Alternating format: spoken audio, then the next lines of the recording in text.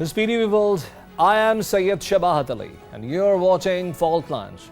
Russia's capital Moscow was hit by a terror attack. Surprisingly, 5 masked men entered one of the concert halls and claimed 133 lives in this attack. There are another 187 people injured. This happened in middle of a war that Russia is fighting against Ukraine. A war that has successfully entered inside the borders of Russia, and Ukraine has successfully made targets inside Russia despite all the efforts that Russia have made. This attack is also important from another perspective, that the United States had categorically warned Russia of a militant attack that may hit anywhere in the urban areas. More importantly, ISIS or Daesh has also accepted the responsibility of the attack, but Russia is quite skeptical about who might have been or who might is behind this attack. To talk about this very pertinent development and also to tie its knots with whatever is happening in Russia and its surroundings with regards to the war that it's fighting, we have invited a guest in the show, Mohammad Taimur Khan, who is at the moment in Moscow, Russia, and is joining me on Skype. He is a research associate of ISSI. Taimur, I welcome you to the show. Thank you. First things first, so tell us, what do you see in Moscow? What is the situation? How surprising was this attack? And what is the reaction of the Russian government on that?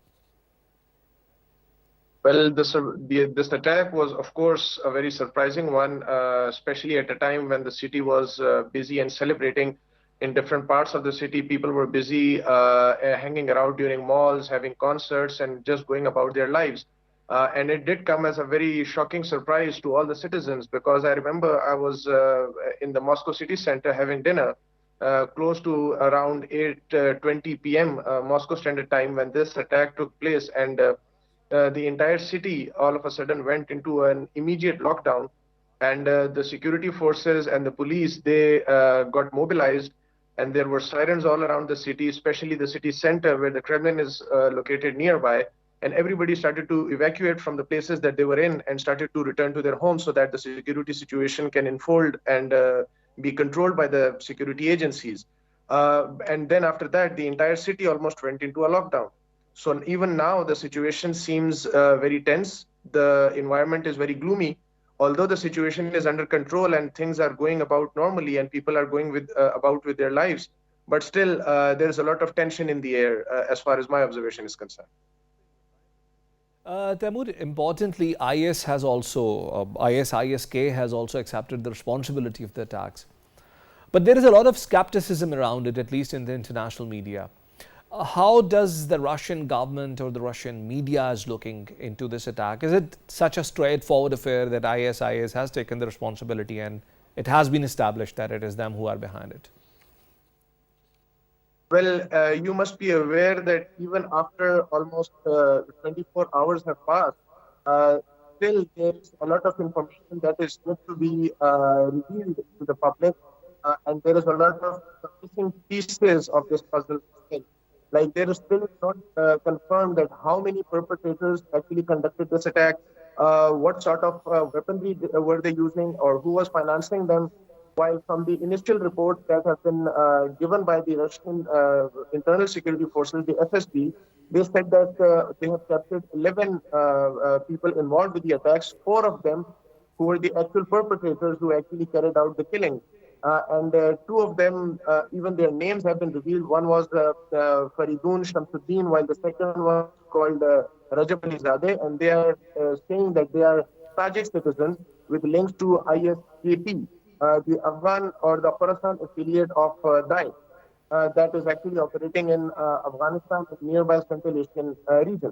And but however, the Russian security forces and intelligence agencies are very skeptical of this theory alone, because they are saying that the 4 perpetrators were caught from the Bryansk region, which borders Belarus and Ukraine, and they were on their way inside Ukraine, and they were being given a window by the Ukrainian border authorities to escape while after conducting the attacks in Russia into Ukraine.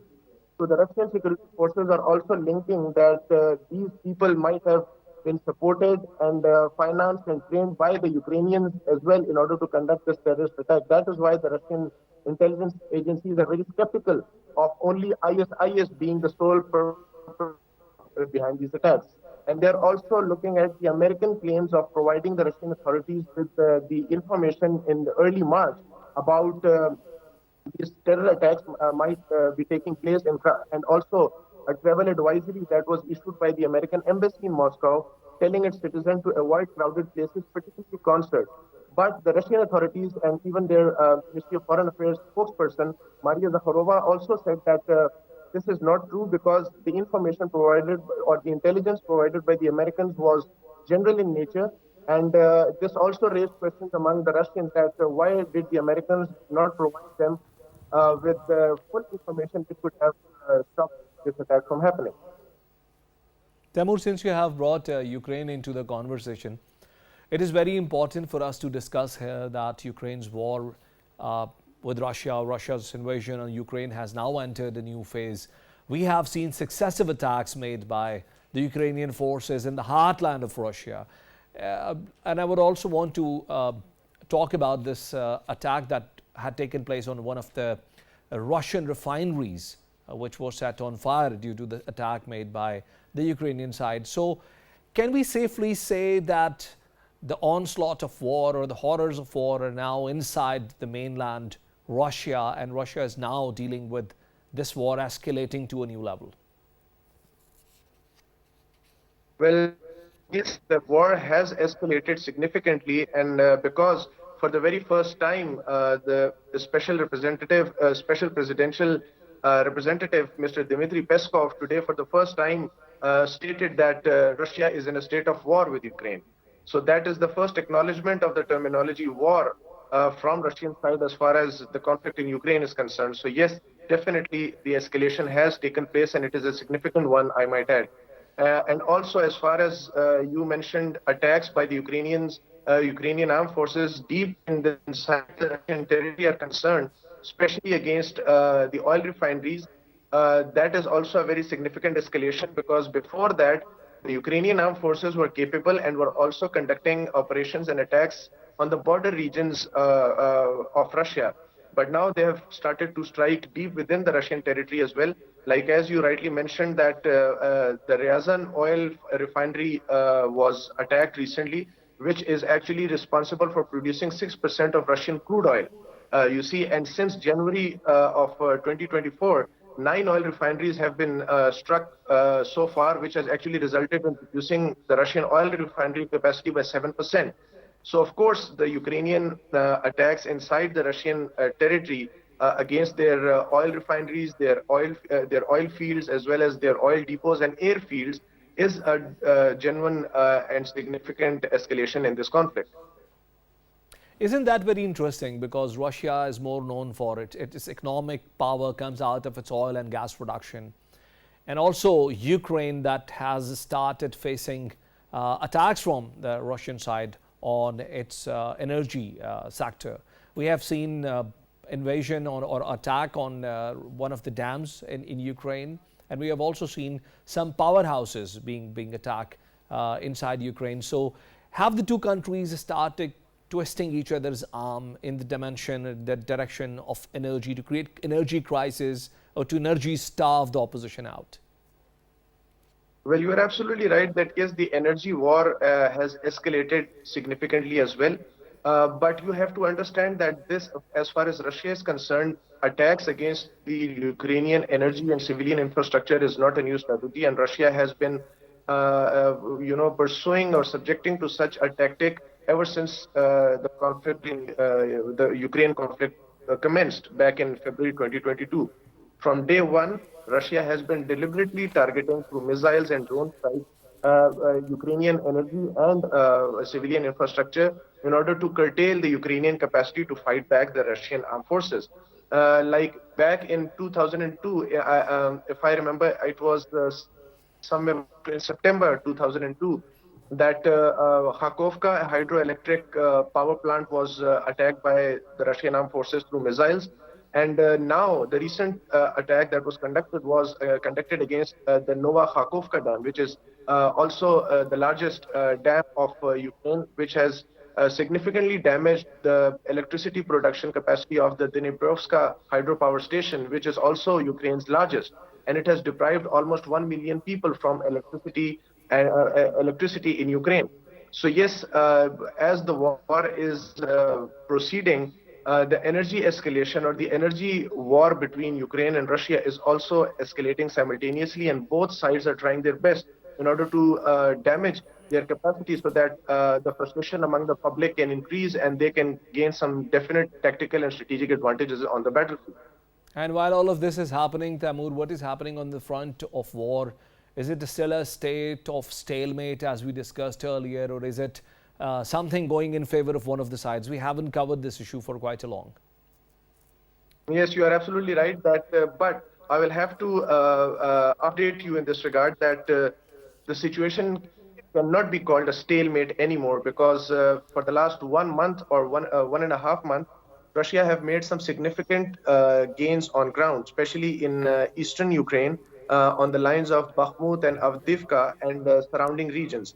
Over the last few weeks, Russia has been able to capture multiple main city centers in eastern Ukraine, especially in the Donbas region.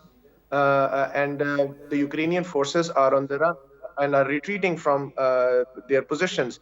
And the Russian artillery, as well as the drone attacks and missile attacks, have weakened their defenses even more, and which is why the Ukrainian armed forces cannot hold their positions or can put up a strong defense against the Russian onslaught, and they're losing ground every day.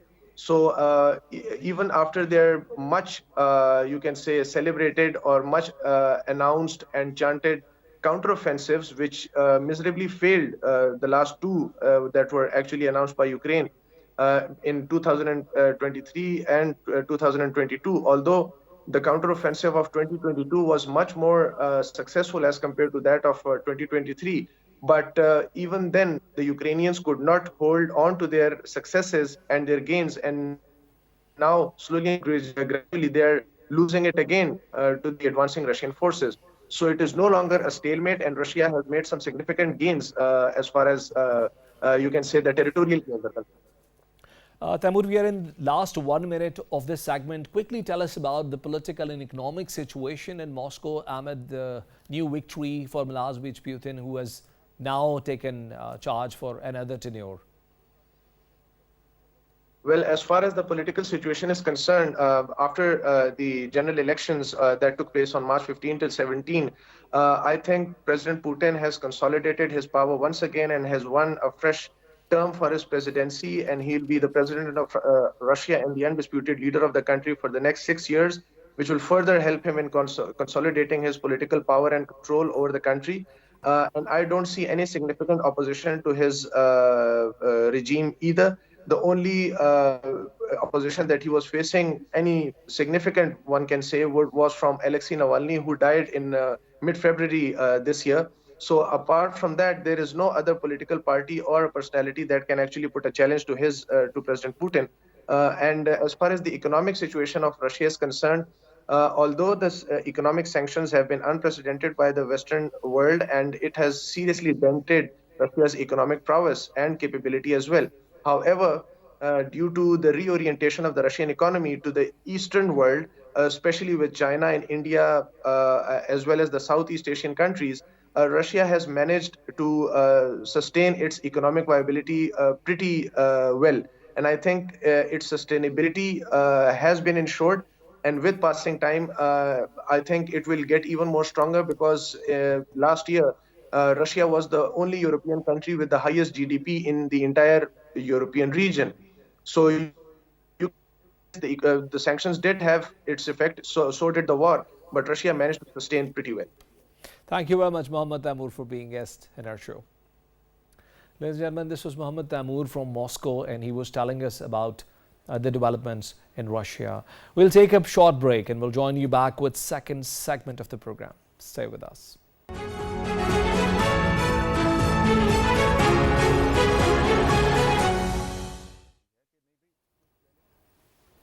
Welcome back, ladies and gentlemen. Pakistan and Afghanistan have been situated in a diplomatic turmoil, a diplomatic tug of war with each other as Pakistan consistently is facing attacks from across the border. Militants coming from the Afghan soil, hiding within Afghanistan, are coming and targeting not only law enforcement agencies but also the common citizens. And this has been a very consistent trend.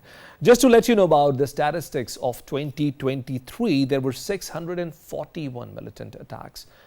More than 974 civilians lost their life, and there were another 264 members of law enforcement agencies that embraced Shahadat. This has been quite a concern for Pakistan, and Pakistan has tried to take this matter up diplomatically on various levels with TTA, which is quite stiff-necked with the fact that it always raises both hands and says we have got nothing to do with these attacks. Rather points out that these elements are operating from the soil of Pakistan. Pakistan, on the contrary, has given not only anecdotal evidences but also credible intelligence information pointing out that these elements have to be tackled by Afghan government. Otherwise, Pakistan will have no other choice but to take some extreme measures that may escalate the situation further. To talk about these very sensitive developments, I have invited Aisha Saeed, who is an independent analyst, and joining me on Skype from Lahore. Aisha, I welcome you to the show. Thank you so much. Aisha, there have been tensions between Pakistan and Afghanistan under the control of TTA. There were tensions between Pakistan and Afghanistan under the control of the previous government, the previous regime that was handpicked and installed by the foreign occupation. Why Pakistan and Afghanistan have not been able to iron out their differences from a diplomatic perspective or from with a diplomatic intervention? Well, you see, there are a couple of reasons. Basically, one, we have a very strained history with Afghanistan, no matter who came in power or who went from the government. So this is one of the reasons. I think second, the reason is that we have mistrust amongst each other. So not only mistrust on the government level, but also from people to people level. And secondly, I think we don't have or we don't pursue mutual interest. Though there are agreements and though we always agree on mutual trade, mutual benefit, mutual security, but I think that is the lack of mistrust that hinders both the government, Taliban and the Taliban government and the Pakistani government from forming or going forward in a very peaceful manner.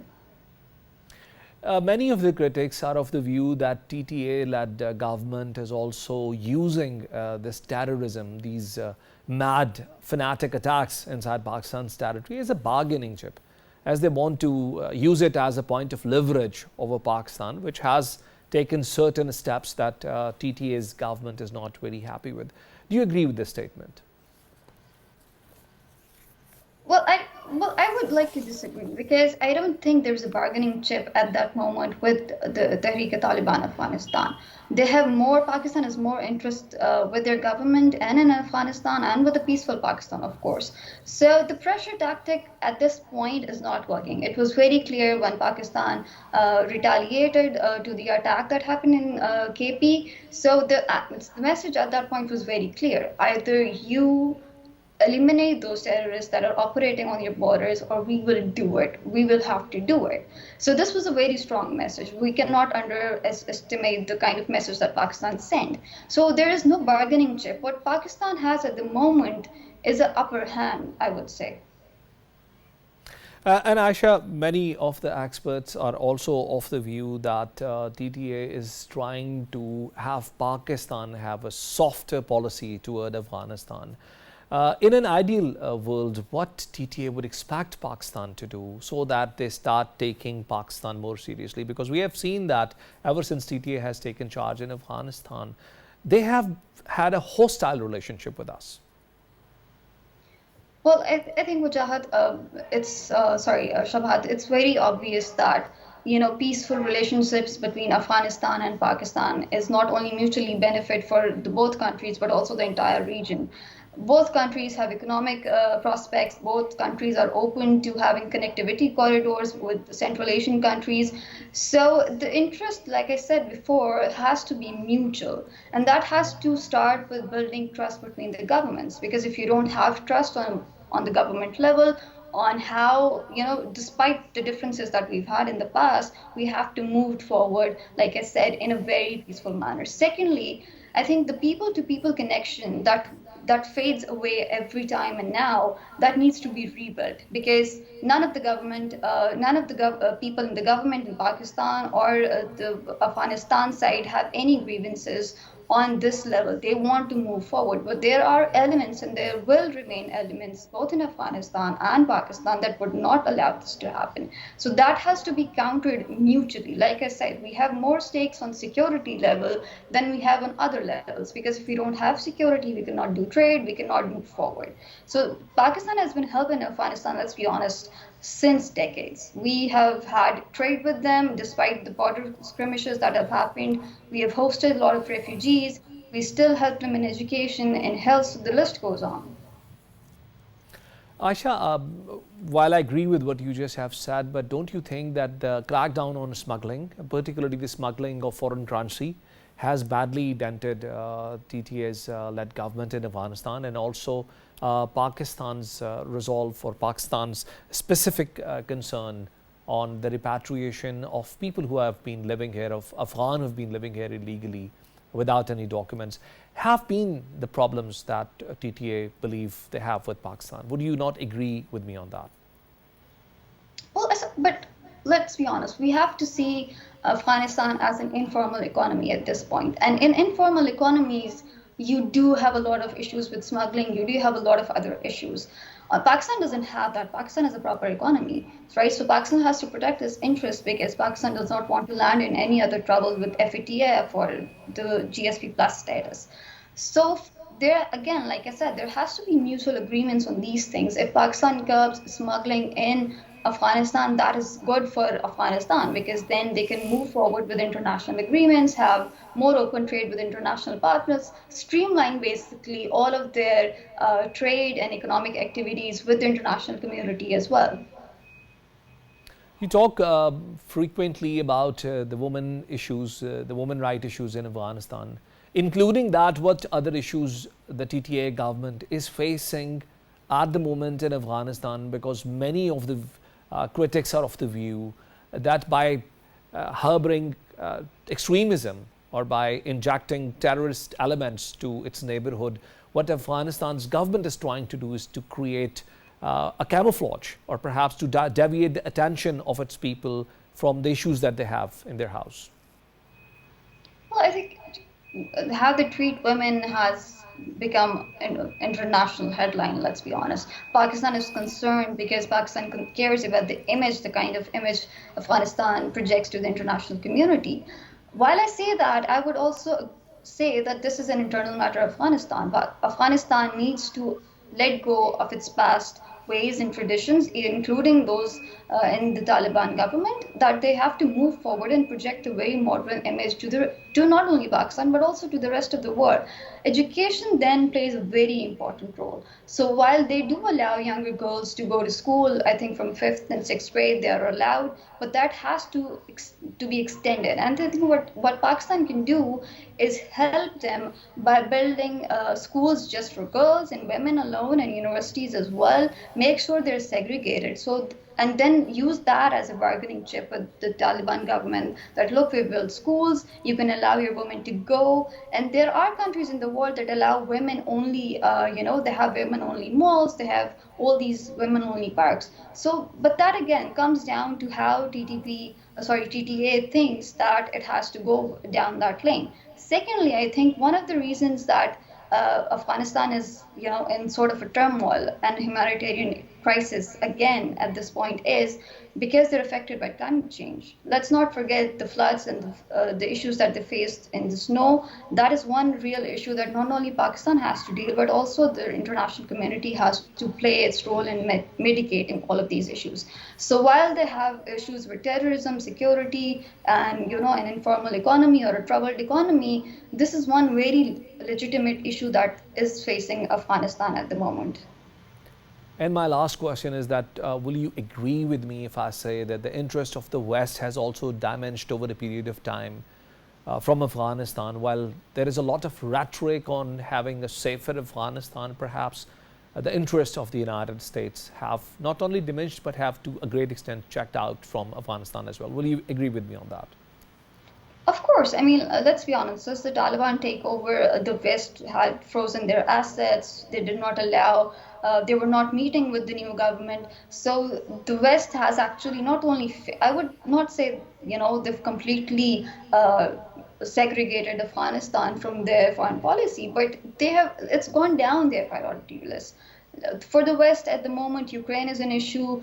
There are growing concerns with Israel. So the list has actually changed, and Afghanistan unfortunately has landed in the bottom 5 or the bottom 10, I would say, for the West. Having said that, they are good with narrative. So the West would say, we don't want terrorism in Afghanistan, but at the same time, they would not actually do anything to help Afghanistan and especially the government move forward with like negotiations and other issues that can help actually counter terrorism, not just for Afghanistan, but the West as well.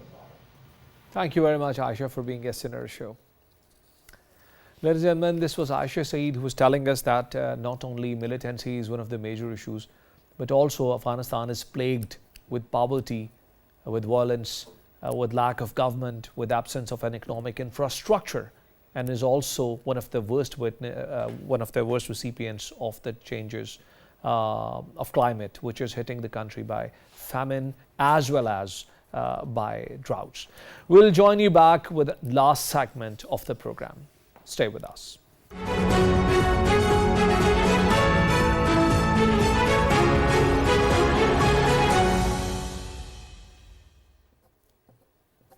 Welcome back, ladies and gentlemen. We are now going to discuss the Russian economy that has survived, rather thrived under sanctions, to the surprise of many. There are, broadly speaking, many kind of sanctions, but generally what has happened to the Russian economy is the sanction on its oil trade. Because oil and gas trade was one of the mainstays of the Russian economy. There have been price caps put in place, and also there are sanctions on the quantity of oil that Russia can provide to the mainstream economy. Assets of many countries have been frozen. Its own assets, I mean the assets of the government of Russia have been frozen by the international banks, as well as there are bans on important corporations and the wealthy individuals as well. Amid these export bans and the sanctions on economy, Russia not only was found very well prepared, but has also come up with a better strategy.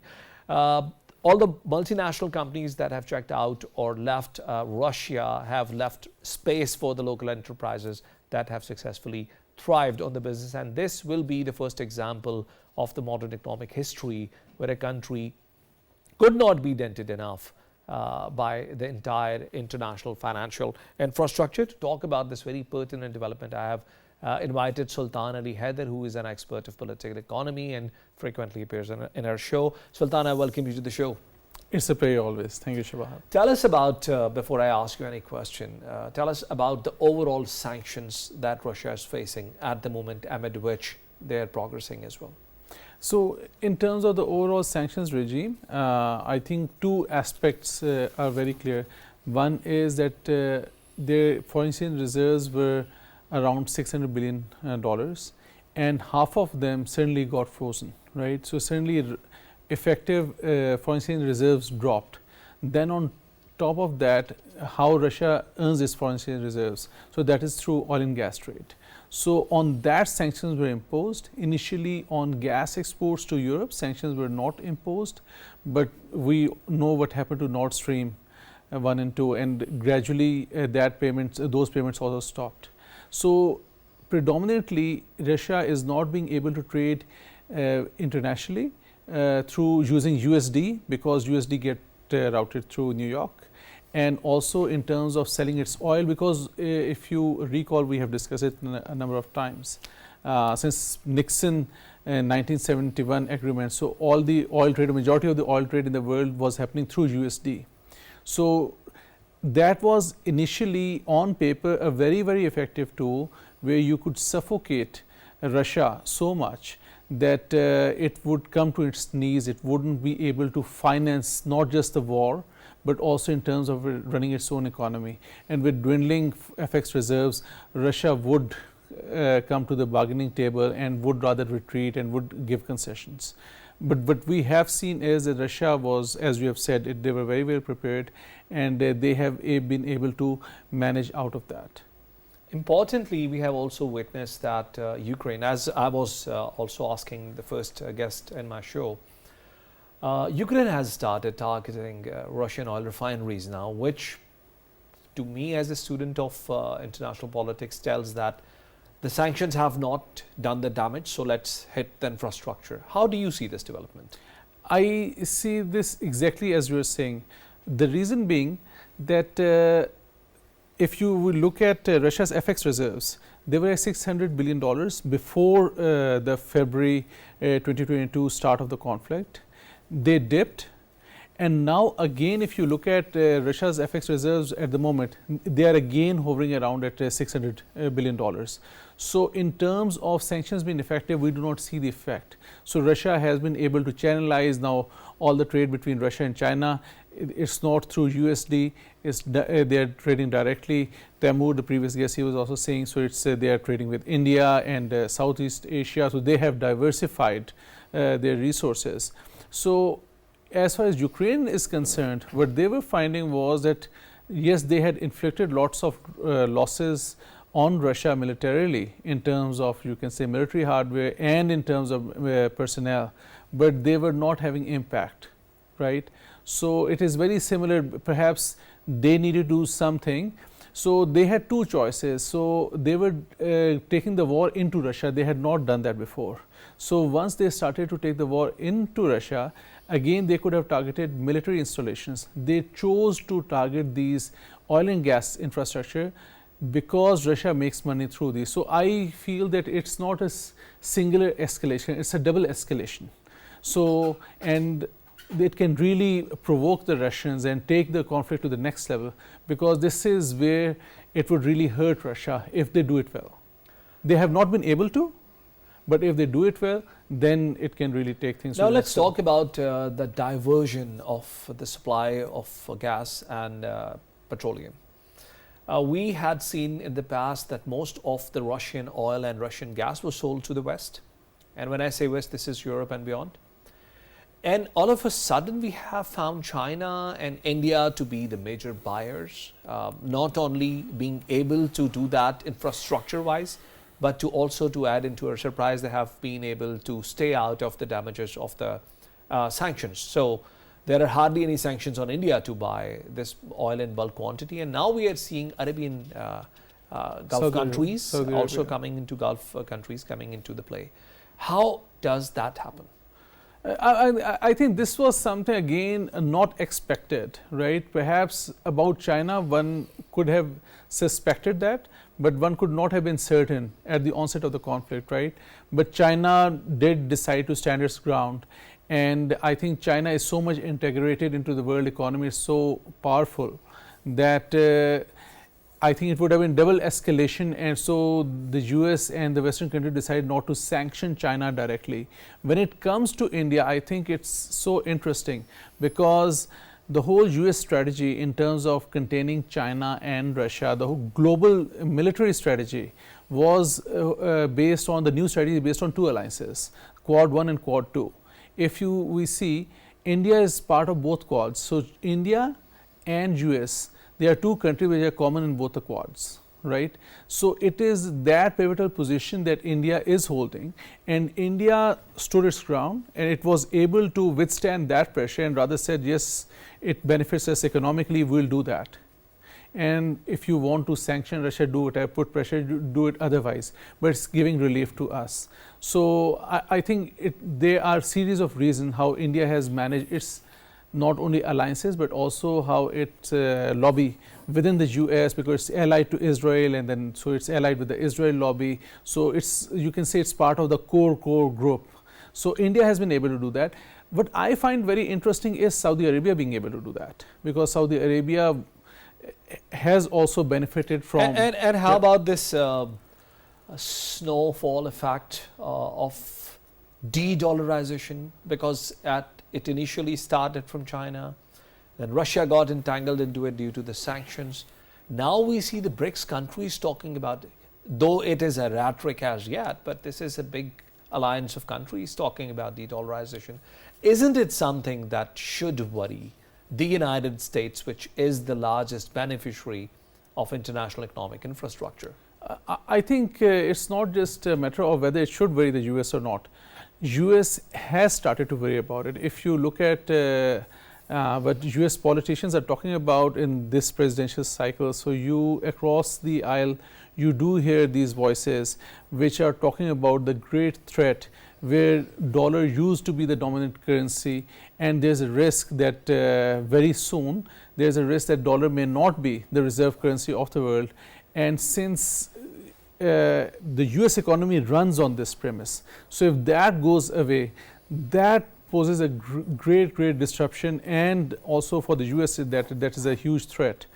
Why that has happened is, again, I think 2 years back when all of this started, in your program sitting here, we anticipated when $300 billion were frozen that this will give a shocker to all of the nations around the world, that anytime in future if they run into some disagreement with the US or the Western world, certainly their assets could be frozen. Now, foreign exchange reserves are usually kept in the US or with the Western central banks, right? So now they would be diversifying. Now we have seen that they have diversified. They have been really adding their gold reserves. Turkey has been doing that. China has been doing that for a long time. Russia has been doing that. They have also switched to yuan. Now second bit was trade. So again, we talked about the Saudi-Nixon agreement. So all of the oil trade was to happen. Why was that important?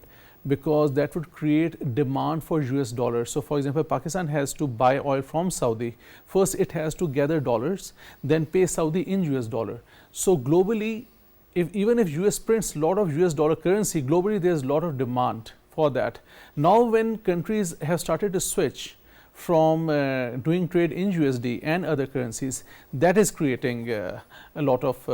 Thank you very much, Sultan Ali Haider, for this very valuable insight. And ladies and gentlemen, as Sultan Ali Haider has pointed out, not only the economic warfare between United States and Russia has opened many fronts for many other countries, it has also started a new thinking process in other nations that are now thinking to seek refuge in other international countries. We'll join you next week with another program. And until then, Allah Hafiz.